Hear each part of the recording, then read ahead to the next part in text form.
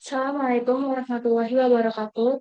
Di sini saya Fazlita Naza Kirana dari kelas SI2D akan mempresentasikan PPT saya dengan judul Perangkat Lunak pada Komputer.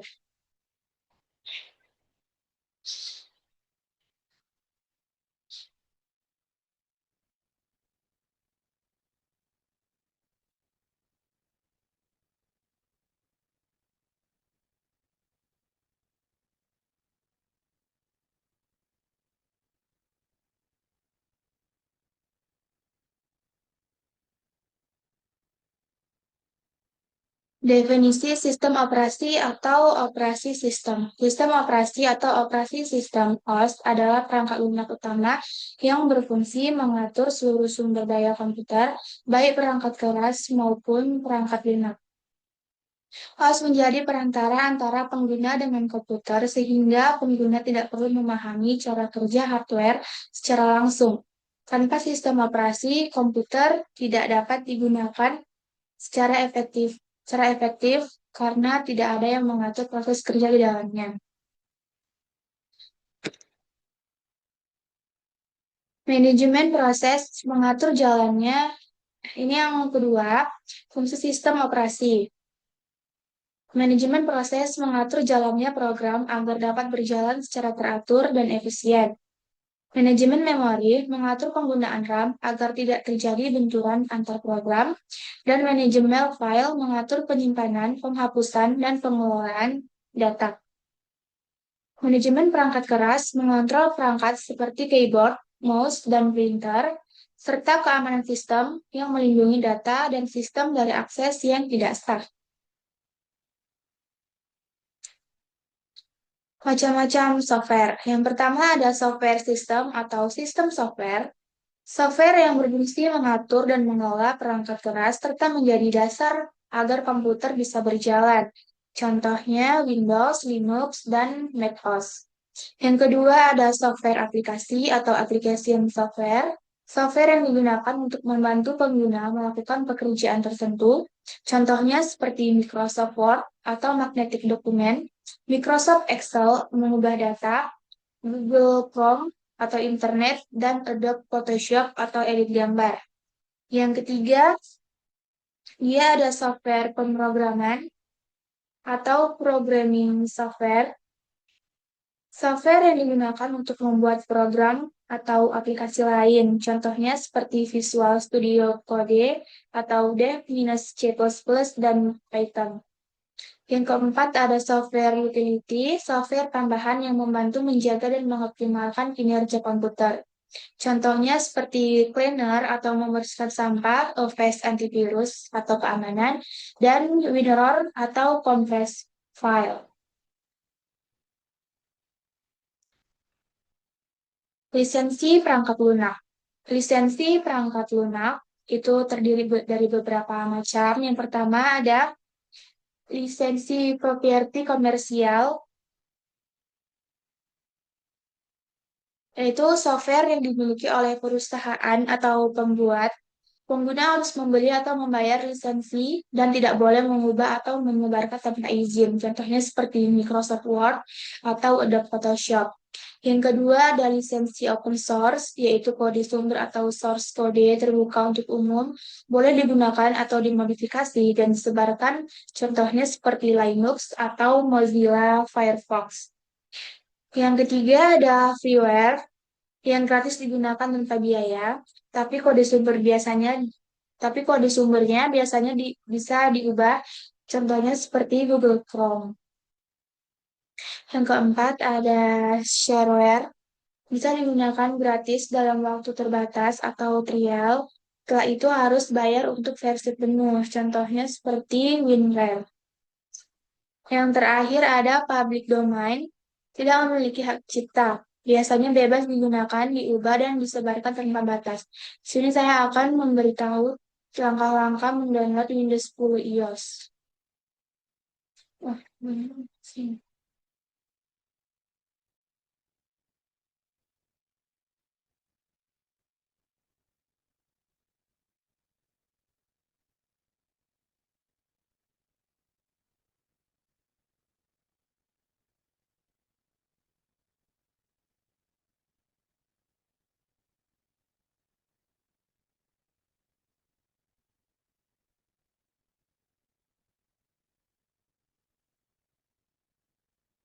Sekarang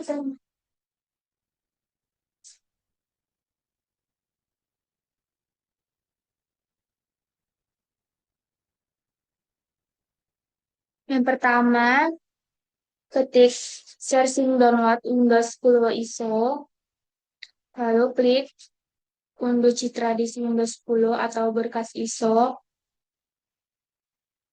scroll, lalu klik unduh sekarang. Ini dia di sini, ah, bisa. Di sini nanti dia ada ini, kayak tanda ini, tanda menginstal. Install sampai cari install.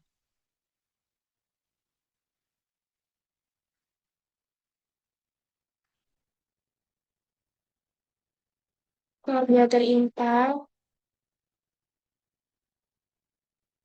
kita juga mau nunjukin ini. Hmm. Cara mendownload bahasa pemrograman atau kode blok. Kita buka Google, lalu searching, namanya ketik kode blok,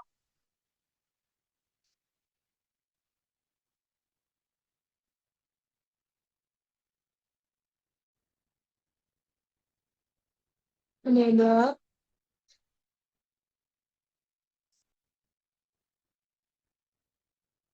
searching, lalu klik yang kode blok yang paling atas. Ini.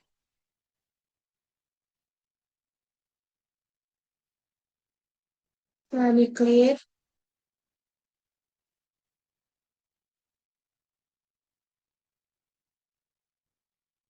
klik yang sebelah kanan ini, unduh. Setelah itu klik unduh rilis biner, ini. Lalu scroll, klik yang source port net yang keempat. Ini yang pertama, kedua, ketiga, dan keempat. Kita klik yang keempat. Setelah itu tunggu timernya ini sampai sampai yang pertama. Lalu di sini ada tanda menginstal. Kita tunggu sampai dia terinstall. Kita coba scanner ini videonya. Nah, dia kayak gini. Kayak gini dia kalau misalnya dia udah terinstall.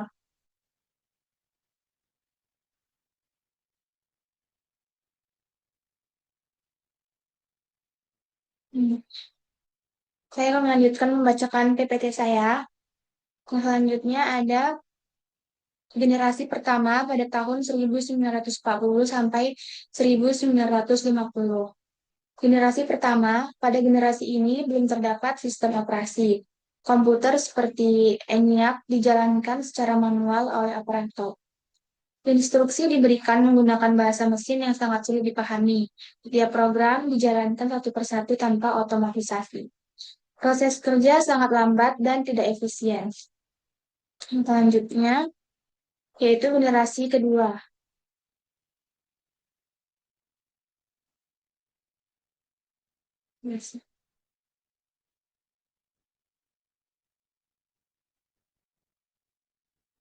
Generasi kedua pada tahun 1950 sampai 1960.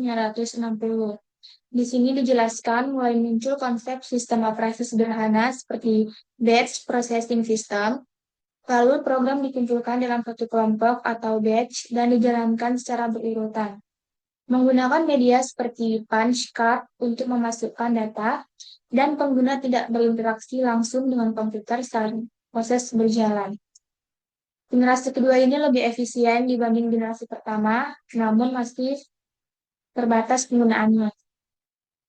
Lanjut ke slide berikutnya.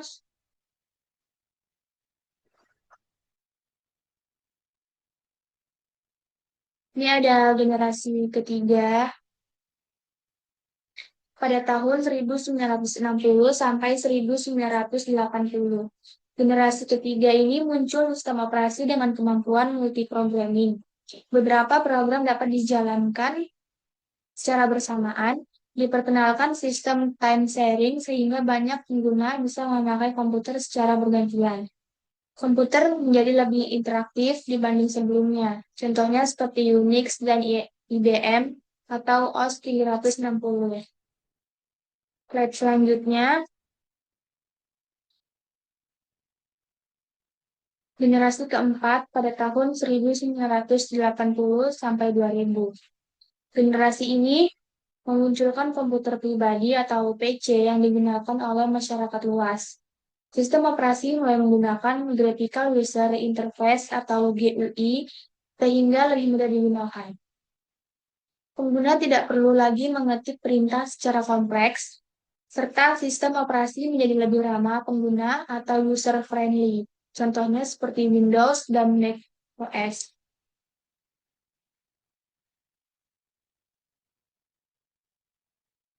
Slide terakhir, generasi kelima, pada tahun 2000 sampai sekarang, sistem operasi berkembang ke arah mobile dan berbasis cloud. Digunakan pada smartphone, tablet, dan perangkat pintar lainnya. Mendukung koneksi internet, kecerdasan buatan atau AI, dan komputasi modern. Mampu menjalankan banyak aplikasi sekaligus dengan efisien. Contohnya seperti Android, iOS, dan Linux.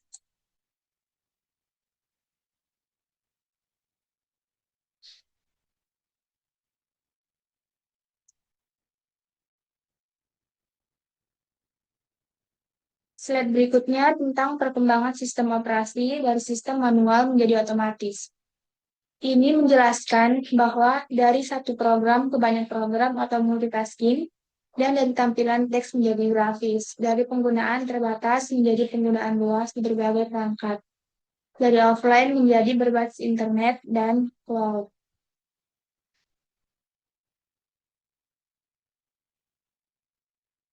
Jadi kesimpulannya adalah sistem operasi mengalami perkembangan yang sangat pesat dari waktu ke waktu. Perkembangan ini dipengaruhi oleh kemajuan teknologi komputer dan sistem operasi modern menjadi lebih cepat, aman, dan mudah digunakan. OS memiliki peran penting dalam menunjang aktivitas manusia sehari-hari.